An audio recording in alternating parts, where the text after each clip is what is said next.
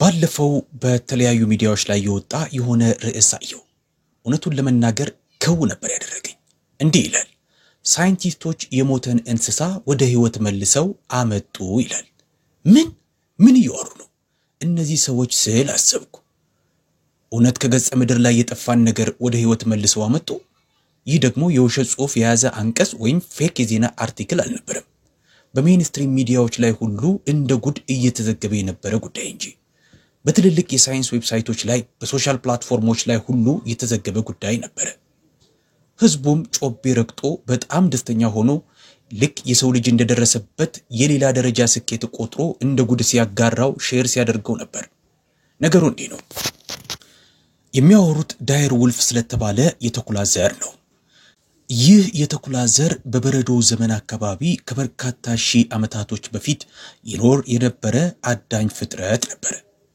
አሁን ብዙዎቻችሁ ጌም ኦፍ ትሮን በሚለው ፊልም ላይ ታውቁታላችሁ ይህ የተኩላ ዝርያ ዛሬ ከመናውቀው ግራጫ ተኩላ የበለጠ ግዙፍና አስፈሪ የተኩላ ዘር ነው አሁን የሚሉን ያለው ይህ የተኩላ ዝርያ ከምድረ ገጽ ላይ ከጠፋ ከ10,000 ዓመታት በኋላ ዳግም በመሬት ላይ እየተጓዘ ነው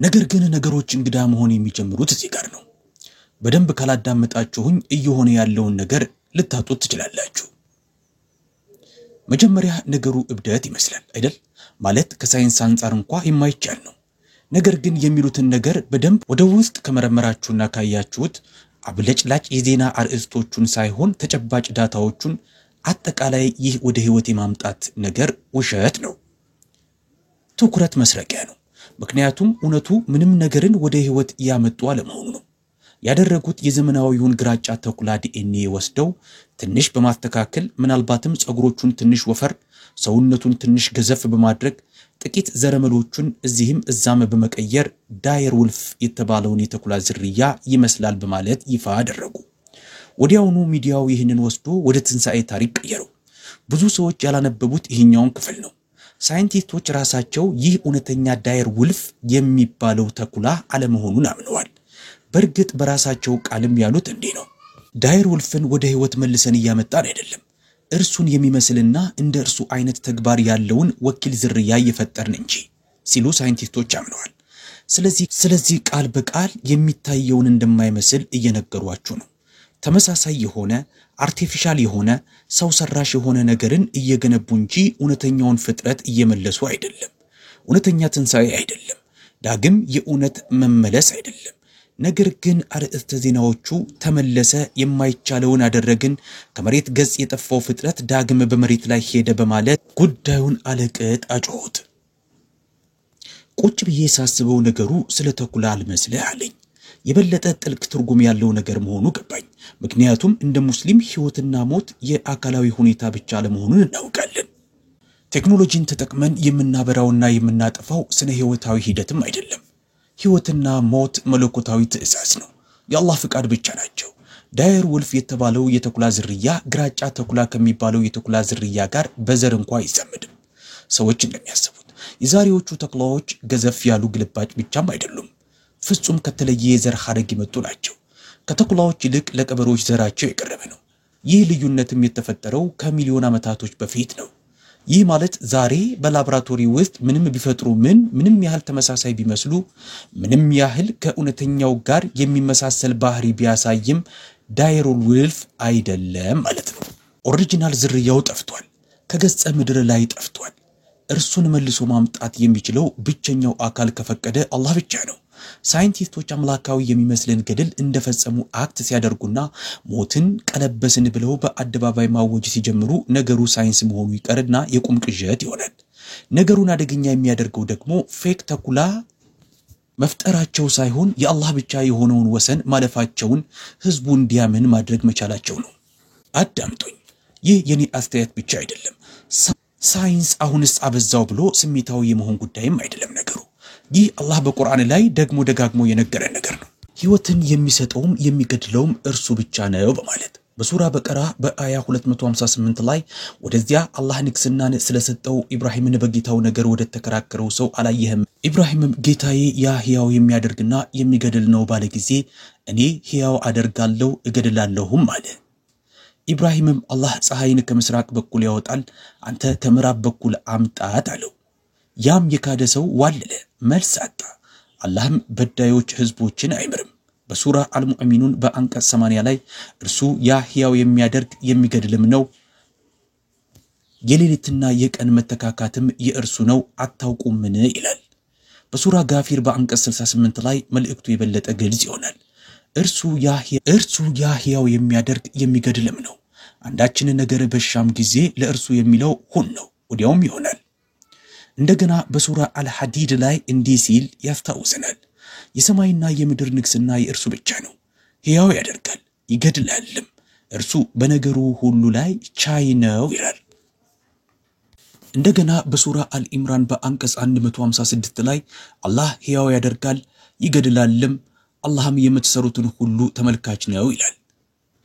ደግሞ ደጋግሞ አላህ ይህን እውነት ለእኛ ነግሮናል፣ ኃይልና ስልጣኑ የት ጋር እንዳለ ለማስታወስ። ስለዚህ የሆነ ሰው የሞተ ነገርን ወደ ህይወት መልሰን አመጣን ብሎ ሲያውጅ በዜና አርዕስቶችም ላይ ተአምር እንደተሰራ አድርገው ሲዘግቡ እውነቱ ምን እንደሆነ እኛ ቀድመን እናውቃለን። ምክንያቱም ምንም ነገር ብትገነባ፣ ምንም ነገር ክሎን ብታደርግ፣ ምንም ያህል የተቀራረበ አምሳያን ብትፈጥር የሞተውን ወደ ህይወት መልሰህ ማምጣት አትችልም። የመለኮታዊ ፈጠራ ደረጃ ላይ ደርሰናል ብለው የሚያስቡ ሰዎች፣ ሳይንስ ከአላህ ጋር መፎካከር ይችላል ብለው የሚያስቡ ሰዎች አላህ በሱራ አልሐጅ በአንቀጽ 73 ላይ በጣም ቀላል አዋራጅና ኃያል በሆነ ቃል መልስ ሰጥቷቸዋል። እንዲህ በማለት እናንተ ሰዎች ሆይ አስደናቂ ምሳሌ ተገለጸላችሁ፣ ለእርሱም አድምጡት። እነዚያ ከአላህ ሌላ የምትገዟቸው ጣዖታት ዝንብን ፈጽሞ አይፈጥሩም፣ እርሱን ለመፍጠር ቢሰበሰቡም እንኳን አይችሉም።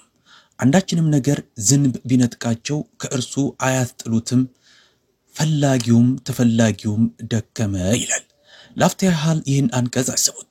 ሱፐር ኮምፒውተር አላቸው፣ ሳተላይት አላቸው፣ የዘረመል ላቦራቶሪም አላቸው። አጠቃላይ የኤአይ ኢኮሲስተም በእጃቸው ነው። ሆኖም አሁንም ድረስ ዝንብን እንኳን መፍጠር አልቻሉም። አንበሳን አይደለም፣ ዳይኖሰርስን አይደለም፣ ተኩላን አይደለም፣ ዝንብን እንኳን። ግን አሁንም ድረስ እንደ አምላክ ነው የሚያወሩት። ሳይንስ መጥፎ ነው ያን አይደለም፣ በስተት እንዳትረዱን። ሳይንስ ቆንጆ ነው በወሰኑ ውስጥ ሲቆይ፣ ወደ ግኝት ወደ ማዳን በፍጥረተ ዓለም ውስጥ ያለውን የአላህን ምልክቶች ሲረዳ። ነገር ግን አላህ ብቻ ማድረግ የሚችለውን ነገር ማድረግ ይችላልው ብሎ ሲነሳ ይሄኒ ነው መስመሩን የሚያልፈው። ምክንያቱም ምንም ያህል የዲኤንኤ ዘለላዎችን ቆርጠህ ብትቀጥል፣ ምንም ያህል ገንዘብ፣ ቴክኖሎጂ፣ ኤአይ ብትጠቀም ማንም ሰው እደግመዋለሁ፣ ማንም ሰው አላህ አንድ የወሰደውን ነፍስ መመለስ አይችልም። ክሎን ልትገነባ ትችላለህ፣ ልታዳቅል ትችላለህ፣ የሚጮህ የሚሄድና የሚያድን ገላን ልትፈጥር ትችላለህ።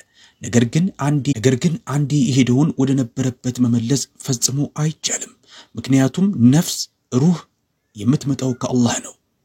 የሄደውን ነገር መልሶ ማምጣት የሚችለው እርሱ ብቻ ነው። ስለዚህ በሌላ ጊዜ ይህን የመሰለ ነገር ስታዩ፣ አስደንጋጭ የሆኑ መግለጫዎችን ስትሰሙ፣ የሞተውን መልሰን አመጣን የሚል አይነት በአግራሞት ዝም ብላችሁ ምላሽ አትስጡ። ቆም ብላችሁ አስቡ። እናም አላህ በቁርአን ላይ ደግሞ ደጋግሞ የነገረንን ነገር አስታውሱ። ህይወት የሚሰጠውም የሚገድለውም አላህ ነው። አንድን ነገር በሻም ጊዜ ሁን ሲለው ይሆናል። ከእርሱ ሌላ የምትጠሯቸው ቢሰበሰቡ እንኳን ዝንብን መፍጠር አይችሉም። ይውስጣችሁ ይቅር። እነዚህ ሁሉ ነገሮች ሰዎች ያላቸው ዕውቀት ሁሉ ያላቸው ቴክኖሎጂ ሁሉ ይዘው ያለ አላህ ፍቃድ ዝንብ እንኳን መፍጠር አይችሉም። ታዲያ እንዴት ከጠፋ ዘመናትን ያስቆጠረን ፍጥረት ከሞት መልሰን አመጣን ይላሉ? አይችሉም። እነሱም ይህን ያውቁታል። ግን ዋናው የሳሳተ እምነትን ያሰረጹበት መንገድ ነው። ሰዎችን ያታልለው ይህ ምናብ ነው። ይሄ ምናብም እያየለ የሚሄድ ነው። በዚህ ወጥመድ ውስጥ ከመውደቅ አላህ ይጠብቀን። ልባችንን በእውነት ላይ ያጠንክርልን። የዚህ ዓለምን ውሸት እንድናይ ይፍቀድልን። በተለይ በለውጥና በእድገት ስም ተጠቅልሎ የሚመጣውን። ምክንያቱም ይህ ዓለም ጊዜያዊ ነው፣ እውነቱ ዘላለማዊ ነው። የሞቱትን ወደ ህይወት መልሶ ማምጣት የሚችለው አላህ ብቻ ነው።